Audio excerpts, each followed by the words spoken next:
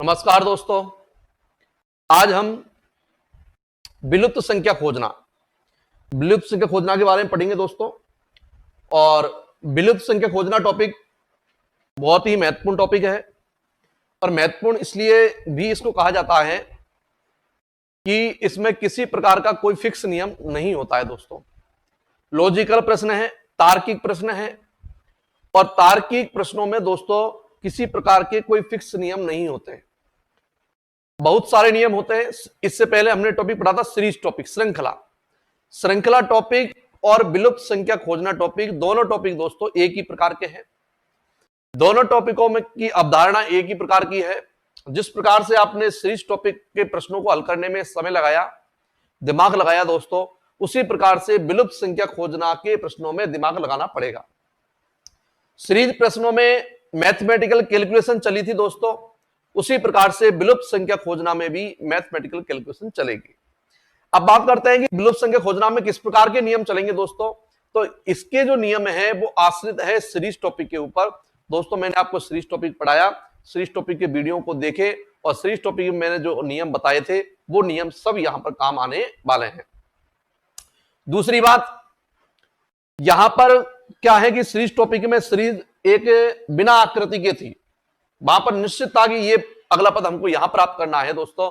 और यहां पर निश्चित वाली कोई कंडीशन नहीं है, यहां पर एक प्रश्नवाचक दे दिया, लेकिन यहां पर क्रिया किधर से किधर चलेगी ये कोई निश्चित नहीं होता है। दूसरी बात, यहां पर अलग अलग डिफरेंस, अलग अलग तरह की आकृति जो है वो एग्जाम में आती है। यहां पर मैंने एक तरह की आकृति ली है दोस्तों, कई तरह की आकृतियों से संबंधित प्रश्न पूछे जाते हैं, वो मैं आपको बताऊंगा यहां पर कौन कौन सी तरीके की किस किस प्रकार की आकृति के प्रश्न पूछे जाएंगे, वो सारी चीजें आपको बताएंगे।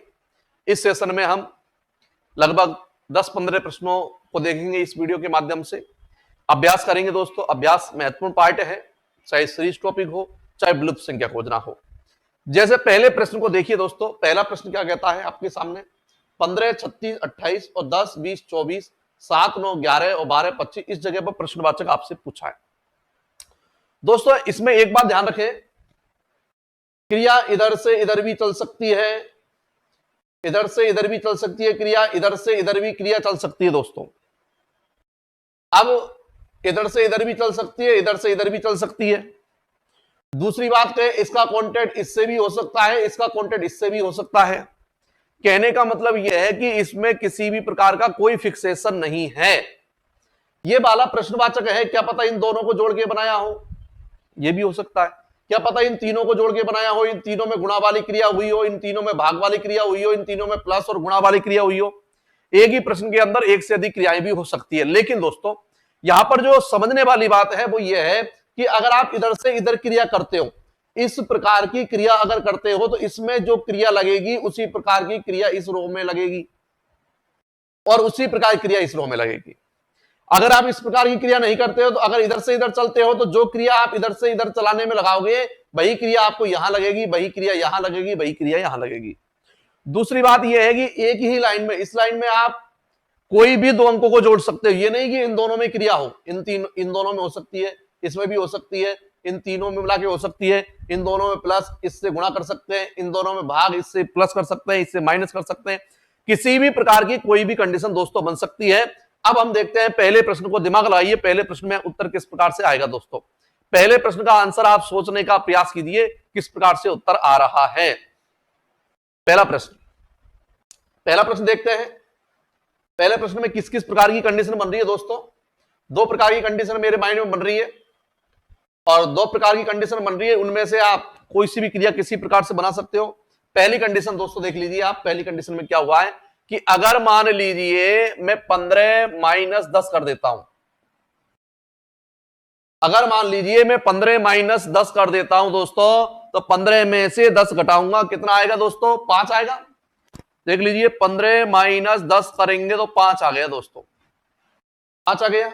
और जो फिर 5 आया, इसमें अगर इस संख्या को जोड़ देता हूं, मैं 7 को जोड़ देता हूं दोस्तों, तो निश्चित रूप से 12 प्राप्त हो गया, मतलब तीसरी संख्या हमारी प्राप्त हो चुकी है।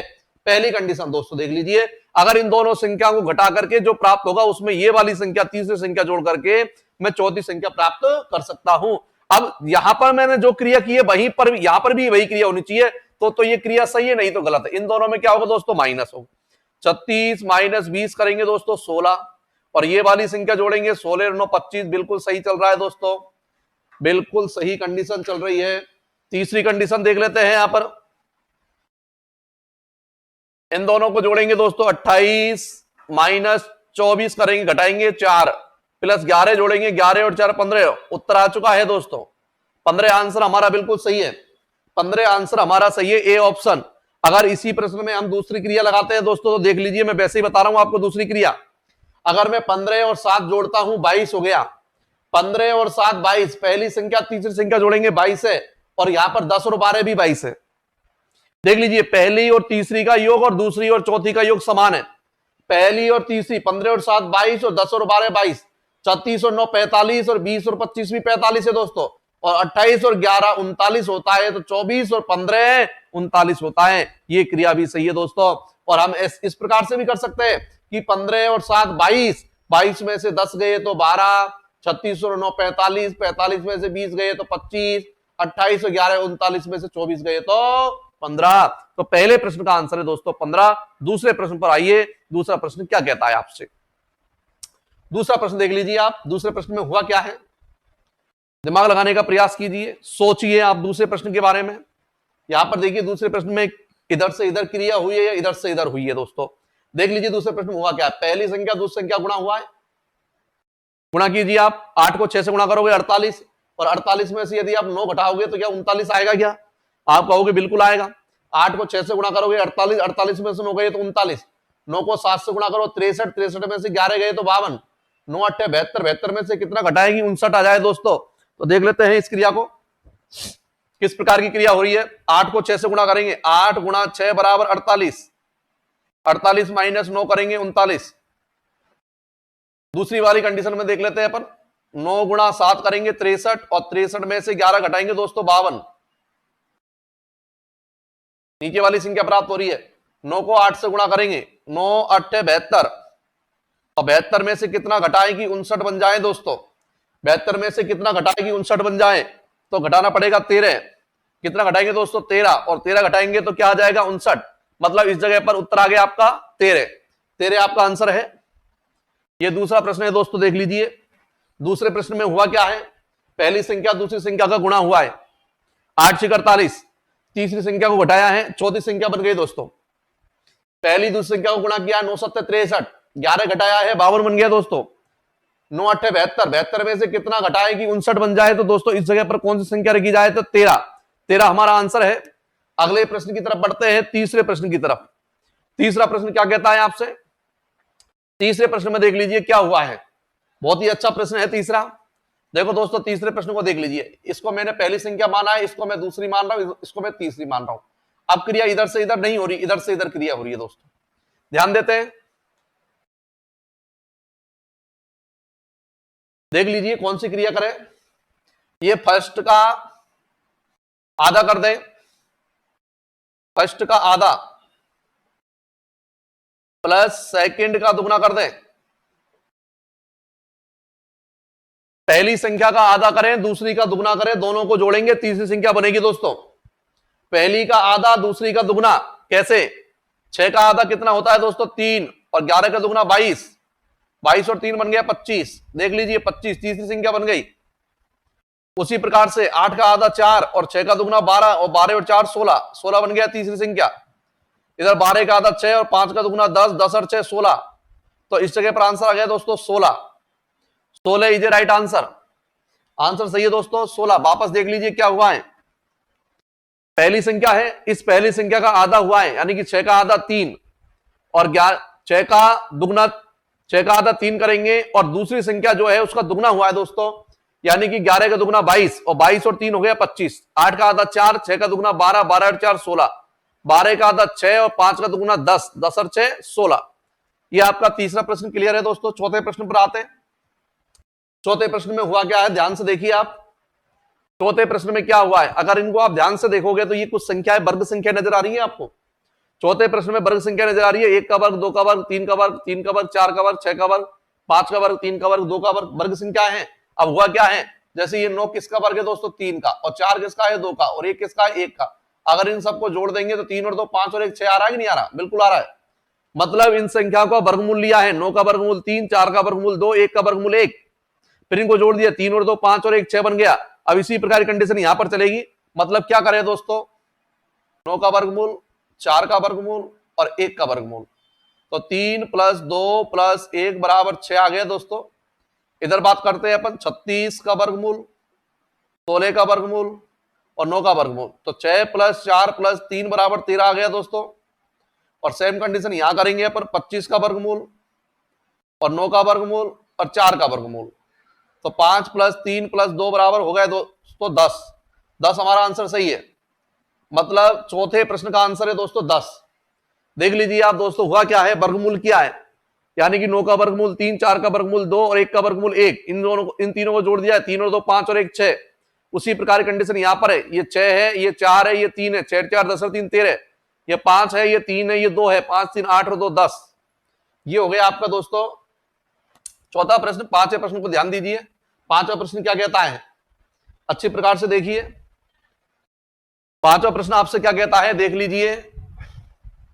देखिए दोस्तों, पांचवें प्रश्न में क्या हुआ है, इन दोनों संख्याओं को अगर मैं जोड़ दूं और इससे गुणा कर दूं, देख लीजिए, 6 और 7 को जोड़ दूं और 5 से गुणा कर दूं, 6 प्लस 7 करेंगे 13 और 13 को 5 से गुणा करेंगे दोस्तों, आ गया 65।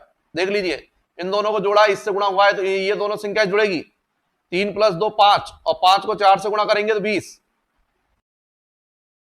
इन दोनों संख्याओं को जोड़ेंगे दोस्तों, 4 प्लस प्रश्नवाचक बराबर जो भी आएगा उसको गुणा करेंगे किससे, 9 से, और बराबर आना चाहिए दोस्तों 45। तो देखिए आप क्या लिखे, क्या लिखे, 9 को किससे गुणा करेंगे, 45 आए दोस्तों, तो हमको पता है 5 से गुणा करना पड़ेगा, इस जगह हमने 5 लिख दिया दोस्तों।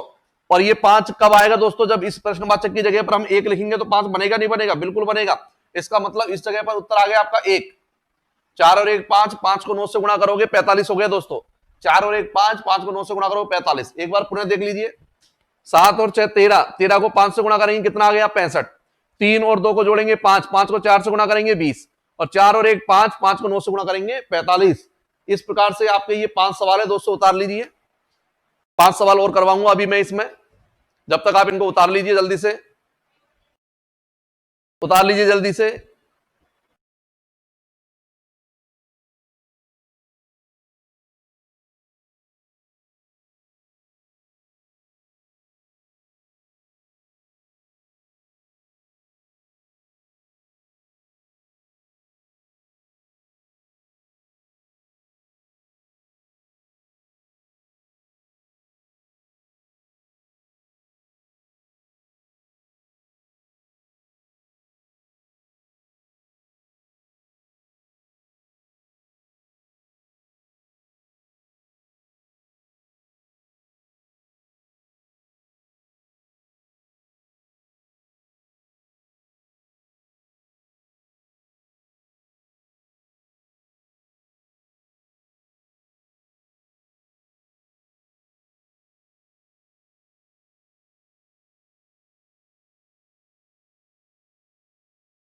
चलेगी दोस्तों, अलग अलग प्रकार की क्रिया चलेगी।